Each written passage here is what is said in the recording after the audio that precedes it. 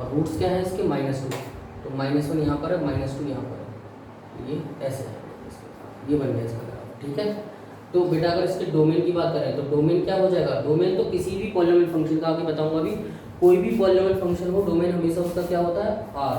अगर बेटा रेंज की बात करें तो रेंज बेटा देखो रीजन कहाँ से कहाँ तक प्रोजेक्ट कर रहा है, -1/4 से ऊपर, तो रेंज कितनी हो जाएगी, -1/4 से लेके इन्फिनिटी, ये इसकी क्या हो जाएगी रेंज हो जाएगी। ओके ठीक है, सही है, तो नोट कर लेना बेटा इसको। ठीक है, यही सारे पॉइंट हमें रिक्वायर्ड होते हैं किसी भी क्वाड्रेटिक फंक्शन का ग्राफ बनाने के लिए। ठीक है, अगर एक जल्दी से और क्वेश्चन करें तो जैसे मैंने कहा भाई y = x² - 4 का ग्राफ बनाओ, तो ये भी आसान है बेटा। कैसे, ग्राफ अपवर्ड गया, रूट्स क्या है +-2 एंड 2, तो y इंटरसेप्ट निकालोगे तो y इंटरसेप्ट निकाल के देखना, y इंटरसेप्ट आएगा आपका -0, -4 निकाल के देखो, सॉरी वर्टेक्स क्या आएगा 0, -4 निकाल के देखना बेटा, 0, -4 निकल कर आएगा। ठीक है, इसी फॉर्मूले में रख के निकाल के देखना, तो बेटा मैं डायरेक्टली बता रहा हूँ ग्राफ इसका ऐसे जाएगा। ठीक है, ये बनेगा इसका ग्राफ। ठीक है, तो इसका जो डोमेन होगा, जो डोमेन तो हमेशा आर होता है किसी भी पॉलिनोमियल फंक्शन का, रेंज क्या हो जाएगी इसकी -4 से लेके इन्फिनिटी, ये रेंज हो जाएगी इसकी। ठीक है, तो मुझे लगता है समझ में आ गया होगा। ठीक है, बहुत बता दिए इसके बारे में, अब आगे बढ़ते हैं। ओके, तो किसी भी इसका डोमेन हमेशा कितना हो जाएगा, आर हो जाएगा, पहली पॉइंट। दूसरी पॉइंट, अगर रेंज की बात करें तो रेंज में बेटा दो केस हैं इसमें। पहला, अगर a > 0 है तो रेंज का फॉर्मूला आप ऐसे समझो कि ये हो जाएगा -d/4 से लेके इन्फिनिटी, और सेकंड में अगर a < 0 है तो रेंज का फॉर्मूला बेटा इसमें ये हो जाएगा -∞ से लेके -d/4 क्लोज्ड, ये आएगा रेंज का फॉर्मूला। ठीक है, ओके, और इसका ग्राफ बनता पैराबोला, ये अपवर्ड या फिर डाउनवर्ड, ये मैंने आपको बता दिया कि ग्राफ ड्रॉ कैसे करते हैं। ठीक है, इसको नोट डाउन कर लेना बेटा, सारे स्टेप्स मैंने बता दिए कि किसी भी क्वाड्रेटिक फंक्शन का अगर ग्राफ बनाना हो उनको तो किस तरह से क्या क्या स्टेप्स रहेंगे, क्या एल्गोरिथम यूज होगी to draw the graph. Okay, तो वो मैंने सब आपको बता दिया, इसको मैं रफ कर रहा हूँ बेटा। ठीक है, ये हो गया हमारा क्वाड्रेटिक फंक्शन। आगे बढ़ते हम लोग क्यूबिक फंक्शन का ग्राफ। क्यूबिक फंक्शन का बेटा ग्राफ बनाओगे तो वो भी एक्सेस को 3 जगह इंटरसेक्ट करेगा, किसी एक पॉइंट पर टच करते हुए चला जाएगा। ठीक है, ऐसा कुछ बनेगा उसका ग्राफ। ठीक है, तो क्यूबिक फंक्शन का ग्राफ पहली चीज तो बनाने को आएगा नहीं, बनाना भी नहीं है आपको कभी।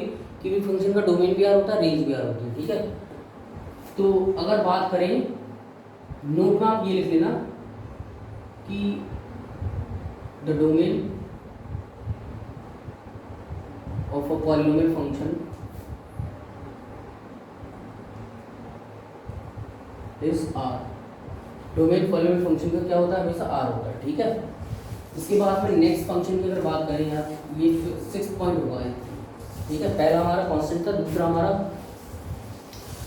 लीनियर था, दूसरा हमारा आइडेंटिटी था, तीसरा हमारा लीनियर था, चौथा हमारा क्वाड्रेटिक था, पांचवा ऑपरेटर। 5th फंक्शन होगा ये square root function. Square root function क्या होता है, y = fx = बेटा स्क्वायर रूट ऑफ x। ठीक है, ये फंक्शन होता है बेटा। इसका ग्राफ, ये सारे ग्राफ कैसे पता है मुझे कि भाई मुझे कैसे पता ये ऐसे बन रहे हैं ग्राफ। ठीक है, तो बना के देख लेना बेटा, x की वैल्यू रख रहे कैसे बनेंगे इसके ग्राफ। ठीक है, इसका डोमेन निकालोगे बेटा तो डोमेन देख लो, इंक्लूडिंग 0 से लेके क्या आएगा इन्फिनिटी, और रेंज निकालोगे तो रेंज क्या आएगी इंक्लूडिंग 0 से लेके इन्फिनिटी। ये डोमेन एंड रेंज हो जाएगी स्क्वायर रूट फंक्शन की। ठीक है, ओके, और देख लो, मान लो इसी में मैं एक दो नोट में आप चाहे लिख लेना इसको कि अगर कभी भी fx = 1/x का ग्राफ आ जाए तो बेटा 1/x का ग्राफ ऐसे बनता है।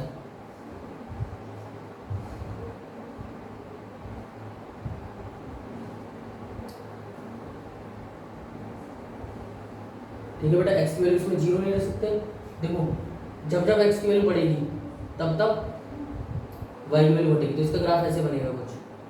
ओके, कभी बाई चांस अगर बनाने को आ जाए तो इसका ग्राफ ऐसे बनेगा। ठीक है, इसकी अगर डोमेन की बात करें बेटा तो इसका डोमेन क्या होगा, इसका r-0 एंड रेंज भी इसकी क्या होगी r-0।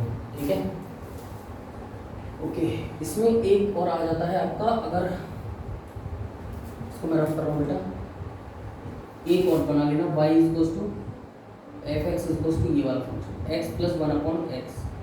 इसका बेटा अगर ग्राफ बनाओगे तो उसका ग्राफ ऐसे बनता है कुछ।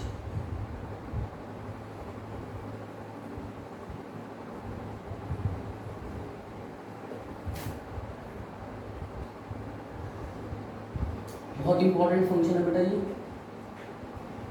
ठीक है। इसको ग्राफ कुछ ऐसे बनता है। इसका डोमेन की बात करें तो डोमेन इसका क्या हो जाएगा,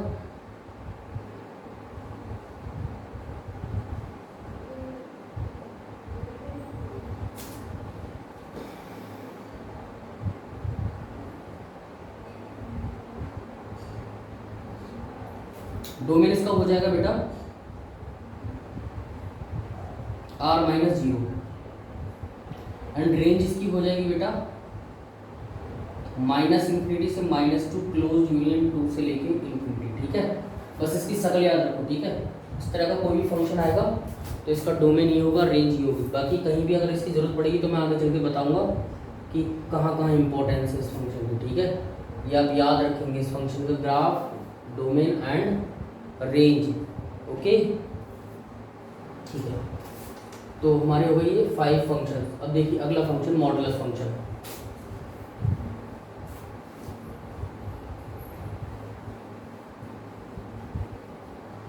नेक्स्ट फंक्शन 6th फंक्शन होगा बेटा हमारा मॉडुलस फंक्शन। मॉडुलस फंक्शन क्या होता है, y equals to F X equals to बेटा मॉड एक्स, ठीक है। तो बेटा इसको हम लोग ब्रेक करेंगे तो इसकी दो डेफिनेशन बनेगी। एक तो बेटा आपका -x तब आएगा when x is less than 0 and x when x is greater than equals to 0, ठीक है। ये दो डेफिनेशन है इसकी। ये कैसे ब्रेक हुआ दो डेफिनेशन में, आप ऐसे देखिए बेटा कि हमें पता है कि अगर मॉड में कोई भी नंबर रखें, इसको मॉडुलस फंक्शन भी बोलते हैं और एब्सोल्यूट फंक्शन भी बोलते हैं, एब्सोल्यूट फंक्शन भी बोलते हैं, ठीक है।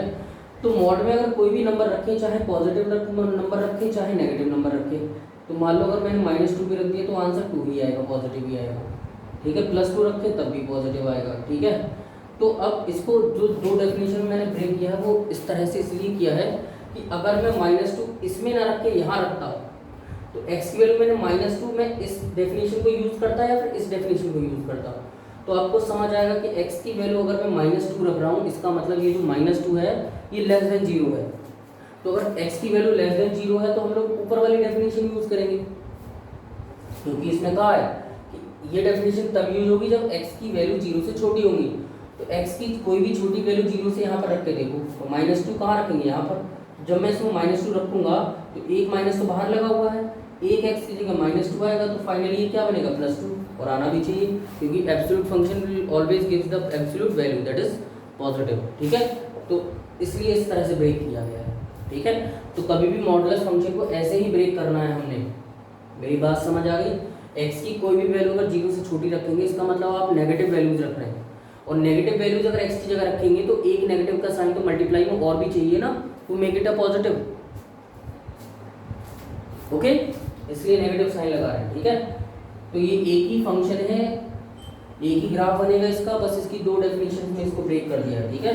तो देखो बेटा इसका जब ग्राफ बनाओगे तो ये रूट पे बेटा वर्टेक्स बनाता है, जो इस ग्राफ का रूट होता है वहाँ ये अपना वर्टेक्स बनाता है। जैसे इस जो मॉडुलस फंक्शन है इसका रूट क्या है, x इक्वल्स टू 0। रूट क्या होते हैं, x की ऐसी वैल्यू या जीरोस जिसे आप पढ़ते हो, ठीक है, पॉलिनोमियल में जीरोस पढ़ते हो, तो x की वैल्यूज, x की ऐसी वैल्यू जिसके लिए पॉलिनोमियल फंक्शन अपनी वैल्यू को 0 कर दे, उनको क्या बोलते हैं, रूट ऑफ द फंक्शन या जीरोस ऑफ द फंक्शन, बातें की है, ठीक है। यहाँ पर आप ऐसा समझिए, तो रूट क्या है यहाँ पर, x इक्वल्स टू 0।